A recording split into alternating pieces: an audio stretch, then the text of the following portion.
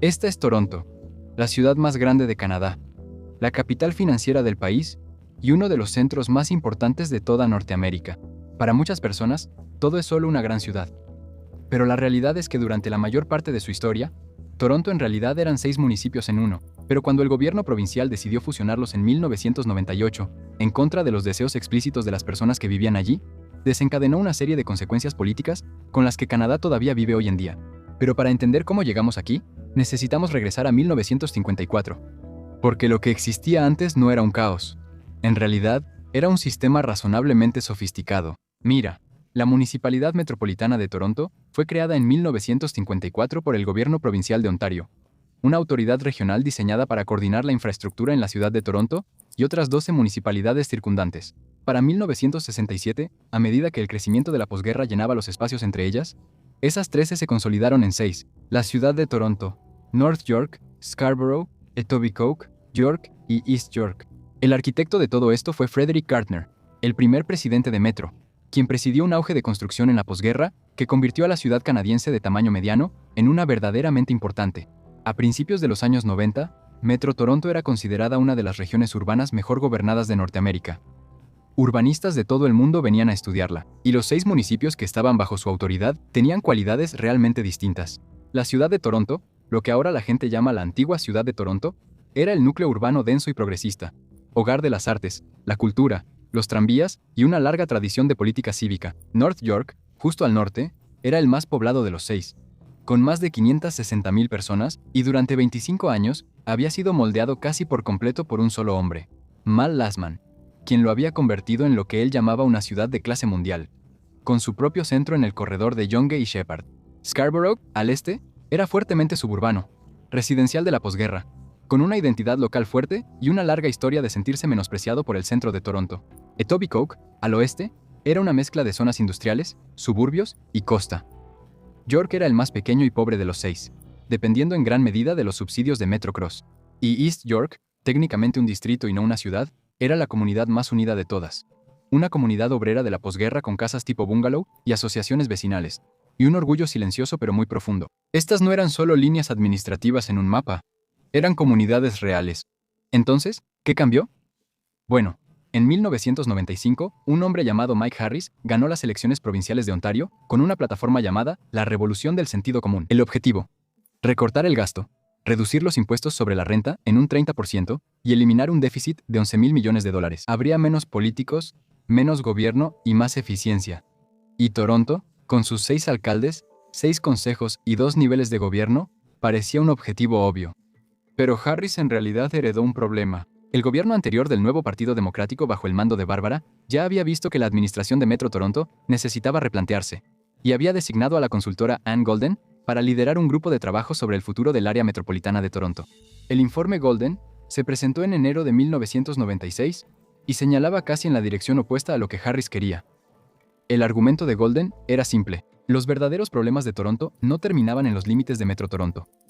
Si realmente querías abordar la expansión urbana, la vivienda y el transporte regional, fusionar los 6 municipios internos no era suficiente. Tenías que pensar en algo mucho más grande.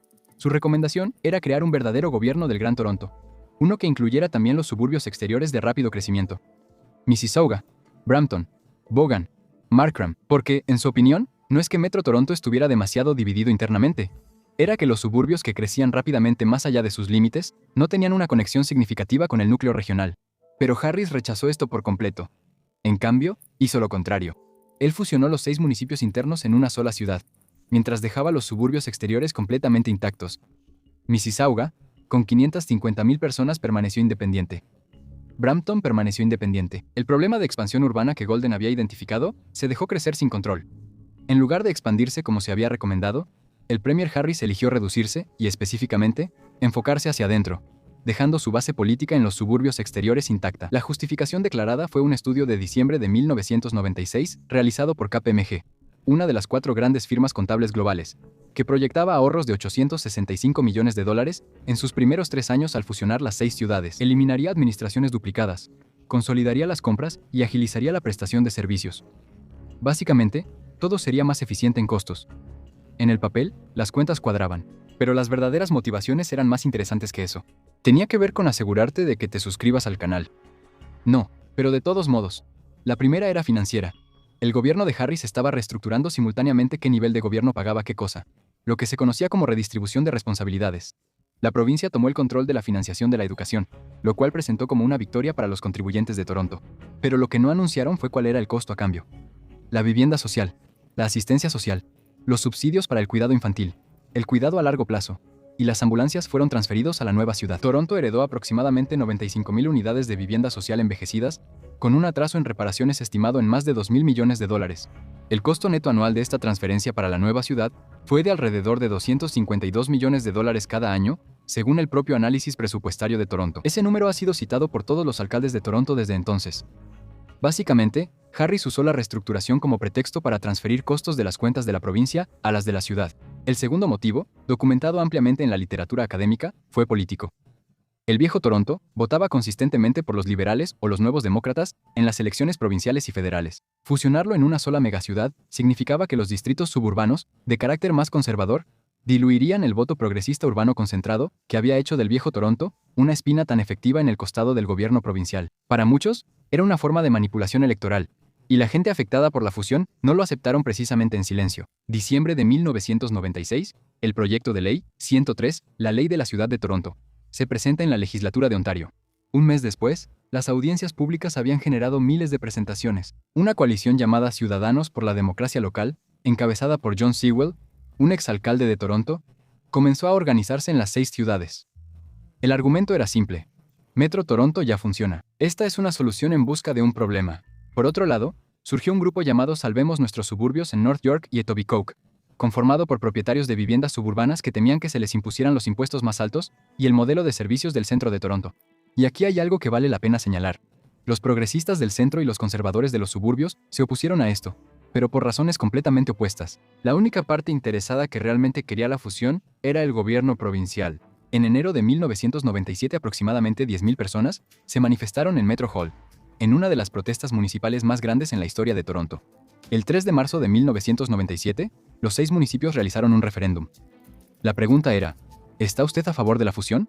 El 76% de los residentes votaron que no. Ni siquiera un solo municipio obtuvo un resultado favorable. Mientras tanto, la respuesta del primer ministro Mike Harris fue, el referéndum no es vinculante. Aunque tenía razón, legalmente hablando. Según la Constitución canadiense, los municipios son creaciones de la provincia. La sección 92.8 de la Ley Constitucional de 1867 otorga a las provincias autoridad total sobre las instituciones municipales. Y los tribunales estuvieron de acuerdo. Ontario podía hacer lo que quisiera con Toronto, y no había protección constitucional, ni recurso alguno. En la legislatura, el NDP y los liberales presentaron aproximadamente 13,000 enmiendas al proyecto de ley 103 durante 9 días en un intento de retrasarlo. Uno de los esfuerzos de obstruccionismo más largos en la historia de Ontario. El gobierno finalmente invocó el cierre, cortando el debate y aprobando la ley. Así que el 21 de abril de 1997 se aprobó el proyecto de ley 103, y el 1 de enero de 1998, la ciudad de Toronto nació oficialmente. La transición fue, por decirlo amablemente, accidentada. Mal Lastman, quien pasó 25 años construyendo North York y llamó a la fusión un desastre hasta que se volvió inevitable, cambió de opinión y se postuló para alcalde de la nueva ciudad. Él ganó, derrotando a Barbara Hall, la alcaldesa en funciones de la ciudad de Toronto, en gran parte gracias a los votos suburbanos de North York. La primera elección de la nueva ciudad fue un perfecto adelanto de las dinámicas políticas que la definirían durante décadas. El problema de la armonización era grave. 6 municipios tenían 6 escalas salariales diferentes, 6 paquetes de beneficios diferentes, 6 estándares de servicio diferentes. Según la ley laboral y la realidad política, todo tenía que homologarse al estándar más alto en cada categoría. Si las bibliotecas de Etobicoke estaban abiertas menos horas que las de Toronto, ahora las bibliotecas de Etobicoke mantenían el horario de la ciudad de Toronto, a costa de Toronto Metro. Esto sucedió en miles de áreas de servicio. Los ahorros que prometió KPMG simplemente nunca se materializaron. El Instituto de Finanzas y Gobernanza Municipal de la Universidad de Toronto publicó una retrospectiva definitiva de 20 años y no encontró evidencia creíble de que la fusión haya reducido los costos. El Instituto Fraser, un grupo de expertos conservador, que no es precisamente partidario de un estado grande, no encontró ningún beneficio financiero tangible de la fusión.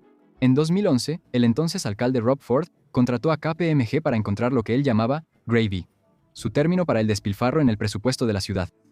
Buscaron por todas partes. No encontraron casi nada. La misma firma que había justificado la fusión por motivos de ahorro, ahora básicamente confirmó que en la ciudad fusionada ya no quedaban eficiencias evidentes por encontrar. Eso nos lleva a Rob Ford, y realmente no puedes entender a Rob Ford sin entender lo que la fusión le hizo a la política de la ciudad. Después de la fusión, los antiguos municipios suburbanos sintieron que habían cambiado algo real, un gobierno local receptivo, por un lugar en una mesa dominada por las prioridades, los medios y la cultura del centro de Toronto. El Toronto Star, el Globe and Mail, la CBC, todos con sede en el centro, todos culturalmente alineados con el centro. En Scarborough especialmente, la larga decadencia del Scarborough Rapid Transit reforzó la sensación de que las necesidades de transporte suburbano estaban siendo descuidadas. Rob Ford creció en Etobicoke y fue elegido por primera vez para el Consejo Municipal en el año 2000 por Etobicoke Norte. Toda su imagen política, el contribuyente suburbano contra las élites del centro y el despilfarro, era una expresión directa de este resentimiento. Sus ataques a las bibliotecas, al financiamiento de las artes, a los tranvías. Estos eran ataques velados a las prioridades del centro. Y funcionaron. Cuando ganó la elección para alcalde en 2010, el mapa electoral contó toda la historia. El centro votó abrumadoramente en su contra. Etobicoke y Scarborough le dieron la victoria. Era un mapa que mostraba claramente las líneas de fractura causadas por la fusión. Y luego está Doug Ford, el hermano de Rob. Él se convirtió en el primer ministro de Ontario. 2 meses después de asumir el cargo, en medio de una campaña electoral municipal activa en Toronto, con los candidatos ya en la boleta, anunció que reduciría el Consejo Municipal de Toronto de 47 a 25 escaños en plena elección. Sin consulta. Un tribunal de Ontario lo anuló por ser inconstitucional, ya que violaba la libertad de expresión. Ford amenazó con usar la cláusula de excepción, lo que habría sido la primera vez en la historia de Ontario. Pero la elección se llevó a cabo de todos modos bajo su mapa de 25 distritos. La Corte Suprema de Canadá lo confirmó en 2021 5-4, reafirmando la amplia autoridad constitucional de la provincia sobre los municipios. Hoy en día, Toronto tiene 25 concejales para más de 3 millones de personas, uno por aproximadamente 120,000 habitantes. Compáralo con París o los distritos de Londres, donde hay un concejal local por cada 5,000 habitantes. San Francisco tiene 11 supervisores para 800,000 personas. Por casi cualquier medida, Toronto es una de las ciudades principales con menos representación democrática en el mundo, y llegó a ese punto siguiendo una línea directa desde el proyecto de ley 103 de 1997 hasta el proyecto de ley 5 de 2018. La misma doctrina, la misma lógica, la misma provincia diciéndole a la misma ciudad que su voluntad es meramente consultiva. De hecho, se vuelve aún más absurdo cuando lo comparas con lo que pasó en Montreal. En 2002, el gobierno provincial de Quebec hizo casi exactamente lo mismo que Harris había hecho. Fusionó 28 municipios en la isla de Montreal en una sola ciudad, bajo la misma justificación y promesas de eficiencia. Pero la ley de Quebec permitía algo que la de Ontario no: un mecanismo de desamalgamación, una disposición para que los municipios pudieran realizar referéndums y salir si así lo deseaban. En 2004, 15 municipios votaron para salir. En 2006, se reconstituyeron como ciudades separadas. A Toronto nunca se le dio esa opción. Se negaron a legislar un camino para la desamalgamación. La provincia la fusionó. Solo la provincia puede deshacer la fusión. Y la provincia nunca ha considerado seriamente hacerlo. Quebec les dio a sus ciudadanos una salida. Ontario no lo hizo. Y el problema que la fusión realmente se suponía que debía resolver, el problema de la coordinación regional, el problema de la expansión urbana que Anne Golden había identificado correctamente, nunca se abordó en absoluto. Mississauga se mantuvo independiente. Brampton se mantuvo independiente. Los suburbios exteriores siguieron creciendo hacia afuera, aprobando urbanizaciones de baja densidad, generando una expansión urbana dependiente del automóvil sin conexión con la planificación del transporte público de Toronto. El área metropolitana de Toronto todavía no tiene un verdadero sistema de transporte unificado. GO Transit, TTC, York Region Transit, Brampton Transit, MyWay en Mississauga, todos por separado. La fusión unió las ciudades que no necesitaban unirse y dejó intacta la expansión suburbana que realmente necesitaba ser gobernada de manera diferente. Hoy en día, el presupuesto operativo de Toronto es de 18.9 mil millones de dólares. Su lista de espera para vivienda social tiene más de 105,000 hogares. Su déficit de infraestructura, es decir, las reparaciones de capital no financiadas que se necesitan durante la próxima década, se estima en 46.5 mil millones. La presión estructural de los costos transferidos nunca se ha resuelto. Básicamente, cada alcalde desde 1998 ha ido a la provincia pidiendo ayuda, y todos regresan prácticamente con las manos vacías. Las identidades nunca desaparecieron. Scarborough, Etobicoke, North York, todavía las escuchas constantemente. No como jurisdicciones legales, sino como lugares reales donde vive gente real, y tienen opiniones fuertes sobre si están siendo tratados justamente. Las fronteras pueden haberse ido en 1998, pero los sentimientos no. Después de todo, ¿cuál crees que es el apodo de Toronto que Drake popularizó, pero que la mayoría de los locales nunca usan? The Six en realidad alude a que Toronto es una ciudad de 6 en una. Lo que realmente fue la fusión de Toronto, bajo el discurso de la eficiencia y las proyecciones de KPMG, fue una decisión política. Una decisión sobre qué nivel de gobierno asumiría el costo de un parque de viviendas sociales envejecido durante cada recesión. Sobre los votantes de qué ciudad verían diluida su influencia política. Sobre si un referéndum democrático era algo que la provincia realmente tenía que respetar. Los tribunales dijeron que no a esa última. La Constitución dijo que no. Y casi 3 décadas después, Toronto sigue pagando, literal y de otras maneras, por la respuesta. Pero por otro lado, la tendencia general para las ciudades en crecimiento es fusionarse por eficiencia, estés de acuerdo o no. Así que para muchos, también era inevitable. Pero la crítica era que simplemente se apresuró demasiado. ¿Pero tú qué opinas al respecto? ¿Realmente era necesario? Cuéntamelo en los comentarios de abajo, y nos vemos en el próximo video. Gracias por ver.